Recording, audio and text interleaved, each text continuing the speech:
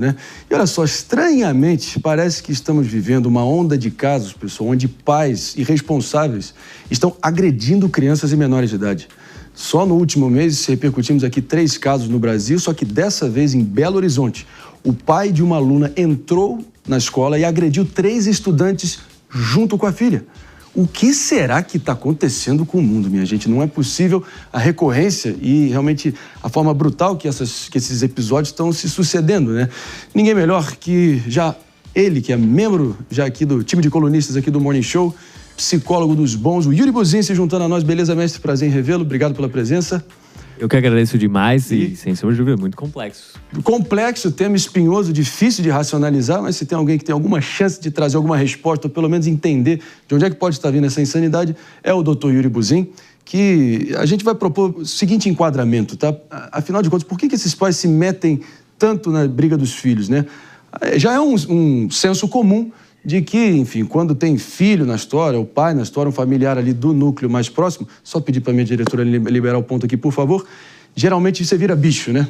Você vira bicho e tá tudo desculpado nesse sentido. Mas a gente tem vindo com uma frequência assim meio doida, indesculpável, e não dá para relativizar esse troço. Só agora sim, recepcionando nesse momento, devidamente, os ouvidos atentos de todo mundo sintonizado na rede Jovem Pan de Rádio, nosso respeitável público aí no corre do dia a dia, no carro, no trabalho, Dr. Yuri Buzin, no palco do Morning Show, nessa saga insana de pais entrando em escolas sob pretexto de defender os seus filhos, agredindo outros alunos, menores de idade, muitas vezes crianças até. Isso vem acontecendo com uma frequência assustadora no Brasil. Por que, Dr. Yuri Buzin? Não, sem sombra de dúvida, o que a gente está vendo ali é um retrato da sociedade atual, onde há um descontrole emocional, que as pessoas não controlam muito bem a própria raiva. É notório que quando mexem com nossos filhos, quando mexem com as nossas proles ali, com as crianças e tudo mais, a gente pode ter uma raiva muito intensa e querer proteger aquela nossa criança ali. Mas proteger aquela criança não é tomar o lugar dela, mas sim educá-la, ir buscar as autoridades, colocar não, conversar com os pais e mostrar um bom exemplo para que aquilo não consiga, de forma alguma, crescer ainda mais, como, por exemplo, esse caso, onde a gente pode ver que há todo um rebuliço em cima disso, crianças machucadas, pessoas expostas, um ato muito grandioso de vandalismo também. Não, e o começo da treta nem foi com a filha desse homem especificamente. Houve uma confusão entre 2 alunos, aí foram para a direção, ela ficou irritada por conta disso, aí acionou o pai. O pai foi até a escola. Ela começou a agredir um outro aluno que também não tinha nada a ver com a história, e aí virou uma confusão generalizada com o pai envolvido nisso, né? Não, e isso é uma coisa bem interessante, porque o que a gente está vendo ali é a raiva falando. O que a raiva fala? A raiva, ela é um sentimento que ela domina totalmente e faz com que a gente perca muitas vezes a total noção do que vai ser as consequências. Ela é um ato de proteção, obviamente, mas ele precisa ser controlado. Ele é uma pulsão muito forte, é uma das nossas emoções básicas, essenciais para a nossa vida, mas ela precisa ser controlada, senão a gente vai dar passos para trás na nossa sociedade. Como tem dado a passos largos para trás na sociedade, né? Essa regressão civilizatória a gente vê todo santo dia no mundo cão do Brasil e mundo afora também, para não ficar num complexo de vira-lata e achando que só tem problema por aqui. Muito pelo contrário. E aí, doutora Priscila Silveira? Eu fico em dúvida se é um excesso de amor ou se é um controle também, né? É ali feito pelos pais, no sentido de controlar até mesmo o sofrimento dos filhos. E como que a gente explica isso, né? E isso é uma boa pergunta, porque o que é o excesso de amor, o que é controle, né? O controle tem muito mais a ver com a gente ter uma insegurança de terceirizar ali em certas situações e dar aos nossos filhos a oportunidade de viver frustrações. É importante que todos nós vivamos as nossas frustrações e superamos elas de alguma maneira. Os pais, eles estão lá como um grande suporte para aquilo. A resolução daquilo vai tornando com que o adolescente, a criança, muitas vezes não consiga lidar muito bem com a vida depois no futuro. O excesso de amor é quando você quer zelar por aquilo. Você quer...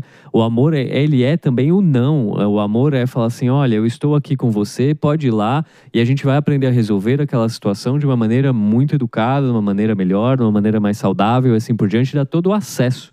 Então o controle muitas vezes tem a ver mais com a nossa insegurança do que qualquer coisa. Isso é importante, né? Olhar no próprio espelho, fazer essa autoanálise, pode perceber que talvez a raiz do problema esteja dentro de nós mesmos ou o pessoal que está partindo para as vias de fato nesse nível tão indesculpável como a gente tem visto, né, Jess? E eu acho que aqui tem uma situação da própria agressão, né? A jovem, a filha nesse caso, a pessoa claramente também foi agressiva, também tá numa situação complicada, assim, de se defender. E, ao mesmo tempo, a parcela da criação, né? Que é aonde ela aprendeu a ser desse jeito, aonde ela tá passando isso. E existe, muitas vezes, uma ideia na sociedade que a escola ela tem que corrigir determinados problemas que vêm de casa. Ela pode contribuir, ela pode ajudar, mas eu sou uma cética em relação a isso, doutor, porque eu acho que a realidade é que essa criação, a forma como você vai sujeitar o seu filho a esse controle, a essa visão, a como reagir numa situação, é uma coisa que com os pais, com a família, você passa ali 12 horas do seu dia, você passa um tempo muito maior. Então, assim, existe um reflexo, né, um espelho do pai com a filha nessa situação que é inegável. E claramente uma imaturidade que nós estamos vendo, somada numa sociedade que dá vazão para a raiva sem pensar, né? Você não pensa, você age no ímpeto. A que você atribui isso? Porque parece que a gente está tendo uma desevolução mesmo. Antes a gente estava sendo mais controlado em relação a esses incentivos quase animalescos e agora tá ficando normalizado ser um maluco na sociedade. Acho que a gente realmente está vendo cada vez mais isso. E acho que você tocou num ponto bem importante, que é colocar a responsabilidade da educação como um todo na escola. Esse ponto não é essencialmente da escola. A escola, ela ajuda, a escola incentiva, a escola vai dar todo o acesso cognitivo também à matemática, física, química, entre outros, a socialização e assim por diante, mas a escola não é responsável por toda a educação de qualquer criança. Os pais, como um todo, também têm uma responsabilidade enorme e quiçá até muito maior do que a escola, para a educação social mesmo das crianças. O que é educação? É quando muitas vezes a gente está lá quando o nosso filho é pequenininho, que a gente fala para ele assim, olha, dá bom dia, divide com um amiguinho. Quando entra alguém no elevador ali, a criança está com um pacotinho de balinha, a gente fala assim, oferta pro amiguinho. O que a gente está ensinando ali? Que existe um outro, que existe um respeito, que existe uma educação. A escola em si, ela vai reforçar esses conceitos, mas ela não pode, de forma alguma, resolver todas as nuances da criança e dar conta de todo o emocional dela. É importante que os pais, familiares e responsáveis ali pela criança consigam fazer esse processo. Doutora Priscila Silveira, quero que você contribua aqui também, por favor. Sim, eu quero só aqui dizer que a escola, realmente, a educação a gente faz em casa. Isso é questão conhecida. E a escola, eu acho que ela é realmente importante, porque às vezes eu preciso, né, na minha opinião, a escola, às vezes a gente não sabe o que acontece dentro de uma questão social da criança. Então, às vezes a gente ensina de um jeito, né, na nossa casa, com educação, com gentileza, né, Yuri? E aí chega na escola para as crianças se defenderem, para elas serem aceitas socialmente, elas acabam por, eventualmente, terem condutas que dentro de casa, não estou tirando a responsabilidade dos pais, não estou falando isso. E também não estou dizendo que a escola ela é responsável, porque eu acho que não é. A escola ela tem que ensinar e trazer um mínimo convivência ali, uma mínima convivência entre os coleguinhas. Mas às vezes a escola também é importante. Por quê? Eu já vi cenários onde uma criança ela era de um jeito dentro de casa e ao conviver socialmente fora, né, da questão familiar, ela se rebelava como uma forma de se impor para poder conviver socialmente. Então, a escola ela precisa também fazer uma ponte com a família, na minha opinião, e eventualmente identificar dessas situações de diferença entre o jeito que a criança é em casa e na escola, falar com a família, para que a família possa. Agora, você colocou aqui uma coisa importantíssima. O não também é amor. Porque muitos pais, eu não estou aqui criticando, eu tenho meu filho, enfim, outro dia até o David colocou na rede social dele aqui, colocando uma imposição, explicando para o filho dele, né, uma questão, e eu fui lá escrever, falei, tadinho, e ele falou, não, eu estou ensinando-o a fazer tal coisa. E o não... Ensinando a perder, né? Foi uma situação no futebol que a gente venceu 3 partidas, ele jogando com meninos maiores. E aí a gente venceu 3, eu tava jogando, e ele acabou perdendo uma. Aí quando ele saiu chorando, que não queria sair, porque quem perde sai, né? Na brincadeira. Então é difícil, né, você lidar com toda essa situação. E eu fico pensando assim, qual que é o melhor jeito pra você lidar com uma adversidade dessa? Porque quando um filho bate ou faz qualquer coisa, aliás, quando a gente tem essa notícia de que o filho foi agredido, realmente dá uma revolta. A Priscila também é mãe, então assim, é muito difícil. Eu ouvi da minha mãe assim, você pode até brigar, mas se você brigar e apanhar, você apanha 2 vezes.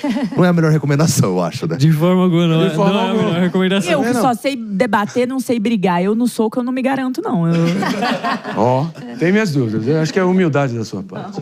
Não gostaria de saber. Mas a gente vem muito dessa criação de tomar um tapa, dar um tapa. Olho por olho, dente por dente. Dente por dente. Até certo ponto, a gente entende esse conceito. Mas hoje, na atualidade, a gente já tem muito mais amparo emocional, social, de contato. E a educação, por exemplo, a educação positiva, aonde você vai ter muito mais estímulo a isso. Então, tem milhões de teorias muito interessantes para dar conta desse processo. Quando a gente fala da integração multidisciplinar entre escola, pais, educadores no geral, responsáveis, isso vai ajudar cada vez mais a criança a ter base sólida, emocional, para lidar com as frustrações, como, por exemplo, perdendo futebol e ter que sair. Porque é importante para a vida. Na vida a gente não vai ganhar todas as vezes. A gente tem que aprender o não. E esse não, por exemplo, é o que a lei representa pra gente. O que a lei representa? Basicamente é o freio. Eu não tenho alguma coisa, tem uma lei que freia aquilo ali. Aqui no Brasil parece que estão debochando disso por completo há muito tempo, né? Jéssica Peixoto. Conta uma história rápida até do lado de uma advogada. Meu pai, ele é advogado. E desde cedo eu aprendi em casa que a resposta, ela vem muito de uma estratégia. Quando eu tinha uns 12 anos, uma colega minha a Mariana apanhou da Rubiane saindo do vôlei. Ô, Rubiane. E aí, a Mariana ficou muito sentida e ela já combinou. E o professor separou e ela, vamos bater nela amanhã. Falei, olha, eu tenho uma ideia melhor. Aí eu pensei, o que meu pai faria? Nós fomos à casa, saímos de lá e fomos à casa da Rubiane e contamos várias coisas que a Rubiane fazia errado pro pai dela e pra mãe dela, e ainda contamos da situação ali da agressão. Isso fez com que os pais ficassem esperando ela chegar em casa, fizessem uma desculpa dela ali, levassem ela na escola no outro dia pra pedir desculpa pra todo mundo, e ela ficou humilhadíssima, ela ficou super constrangida e foi muito melhor do que seria uma briga ali. Isso vem muito da postura do meu pai como advogado. Então eu acho que os pais, eles podem não notar, mas eles inspiram bastante a forma como os filhos vão se portar na pressão. Jéssica Peixoto para chanceler do Itamaraty. E a partir daí houve a delação premiada instituída no Brasil. Totalmente. Mas foi pelo exemplo. É pelo exemplo que a gente aprende muito. Isso é mágico. Quando a gente começa a pensar que a nossa maior influência nos nossos filhos somos nós mesmos, que a gente não precisa essencialmente falar o tempo todo, mas é a nossa postura, é o nosso comportamento, é a nossa forma de agir com as outras pessoas. Isso a gente está ensinando o tempo todo. A criança é uma grande esponja. Ela é uma grande esponja. Ela não tem cognitivo para saber isso aqui é certo ou isso aqui é errado. Ela não vai fazer isso. Ela vai reproduzir comportamentos e encontrar maneiras de satisfazer a si mesma. É isso que ela vai fazer quando ela é bem pequenininha. Ela não tem a noção que existe o outro ao redor dela. Então ela vai tentar o máximo possível satisfazer ela. Por isso que a criança vai fazer birra, por isso que a criança vai chorar, por isso que a criança vai pedir. Ela vai fazer todo esse processo natural porque ela tem que se agradar. Ela ainda não tem noção que existe um mundo ao redor dela. Para ela, a vida ainda é sobre ela. E aí, a partir desses nãos, a partir dessas frustrações, a partir dos limites, que ela vai começar a entender que existe o outro. As barras mais... David de Tarso, complementando. Não, é porque é difícil, né? Eu tenho 36 anos. Eu tinha a concepção de quando meu pai era vivo, minha mãe, né, é viva até hoje. Mas quando eu era moleque, assim, eu tinha a opinião, eu falava assim, nossa, meu pai e minha mãe sabem exatamente tudo o que estão fazendo. E hoje eu sou pai e eu vejo que eu não sei absolutamente tudo o que eu tô fazendo. Não, ainda não.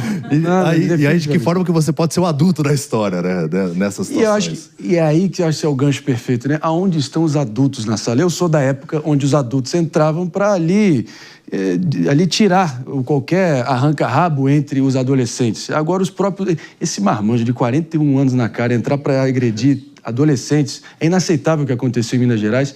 O mundo está absolutamente enlouquecendo para tentar normalizar um troço desse.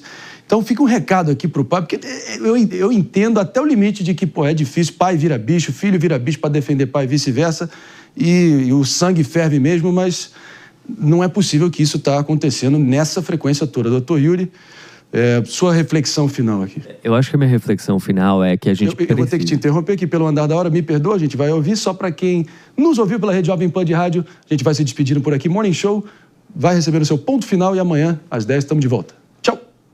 Em frente aqui, nas multiplataformas da Jovem Pan, todo mundo nos assistindo aqui ao vivaço. Doutor Yuri, agora sim. Perdão. Eu acho que a principal reflexão é que nós temos que aprender a conviver com as nossas frustrações e controlar as nossas emoções.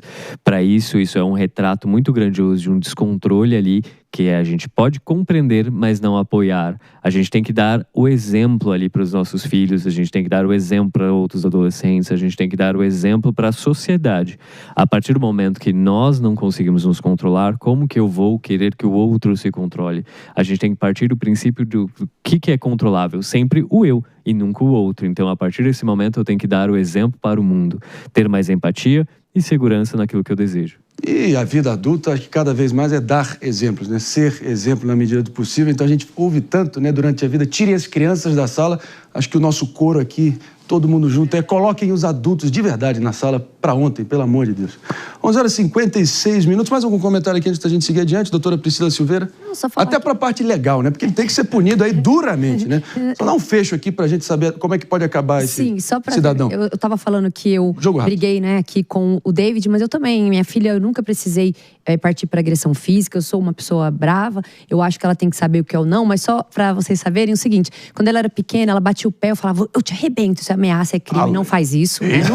Nunca encostei a mão nela, mas olha como a criança sabe rapidamente. Eu falava não, e ela ia para me enfrentar, para mostrar a força dela. Aí um dia eu falei, você não sabe o que é não? Então come sabão. Ela, não. Então a criança sabe, Marinho, também exatamente onde ela consegue nos vencer. Então, a mãe, quando ela fala não, ela também ama. É isso que eu quero dizer para todo mundo. Falar sim nem sempre é um ato de amor. Meus amigos. Bom, como é que você falou, então? Eu vou te arrebentar? Não. Pelo amor de Deus, eu não queria. Já prescreveu. Já prescreveu e muito? Não, ela bateu o pé pra mim. Show. Eu vou ter que seguir.